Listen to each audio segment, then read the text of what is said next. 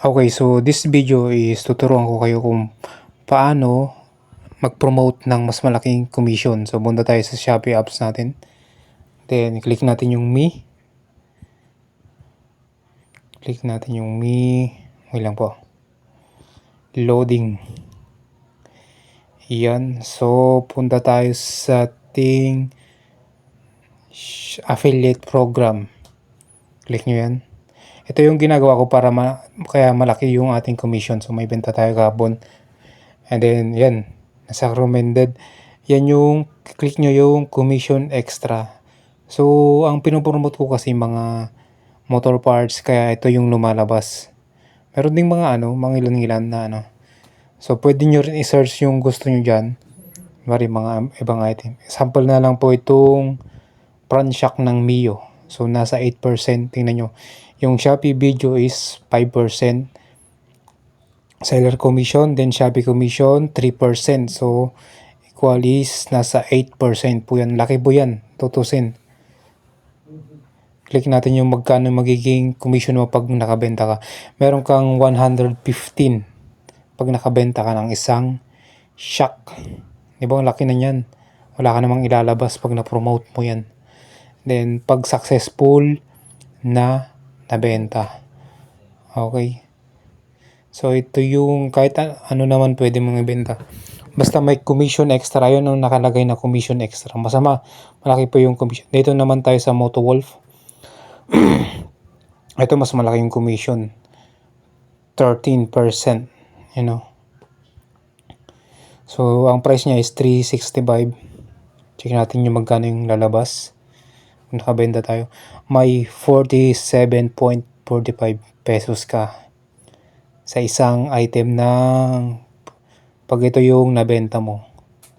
Okay, so nakapagbenta na po ako niyan. Ilan, mga 3-4 na ata. Yan. So maganda rin itong i-promote sa Shopee video. Kahit saan to sa Shopee video or sa social media nyo guys. Ito naman sa mga mobile app at mobiles at gadget. Ito Xiaomi Redmi A3. Check natin yung magkano lalabas. 5% lang siya. Siguro nasa 100 plus siya. 106.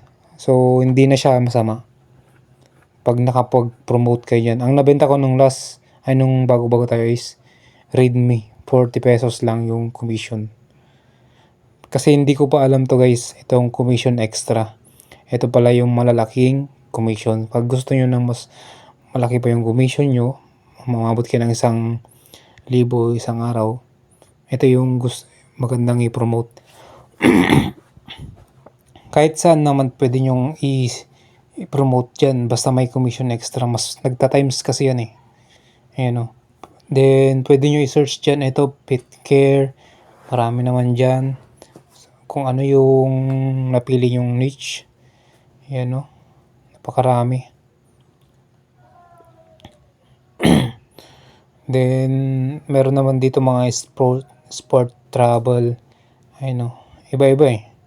So magsasawa ko kung ano yung ipopromote. So sample natin, mag-search naman tayo kung wala yung item na nasa commission extra. Search tayo sa Honda Click accessories. Ito kasi mostly ang ating pinopromote. Yan o. Search natin. Then click niya yung commission extra. Ayun, lalabas na yung mga commission extra na malaki ang commission. Yan o. Yan po yung mga item na pwede mong i-promote.